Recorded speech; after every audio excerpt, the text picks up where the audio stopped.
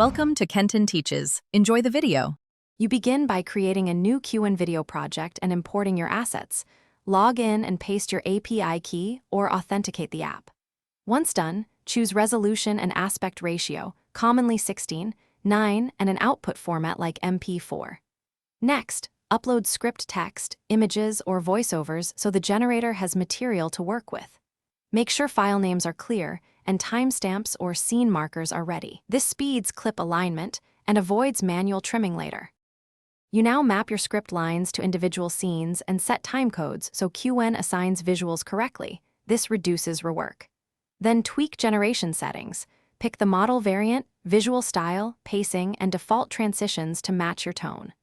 Also configure TTS voice and prosody, speed, emphasis, pauses, and balance background music volume against narration.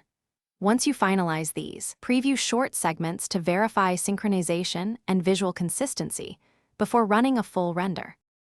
You should render a low-resolution preview first to catch sync or visual issues quickly. Watch for misaligned captions or odd cuts. Once satisfied, export the full-quality video and select appropriate bitrate and codec for your platform.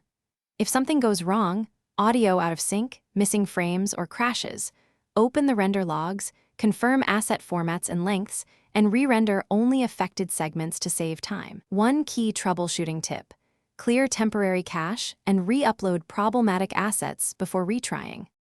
Thanks for watching. Please subscribe if this video was helpful.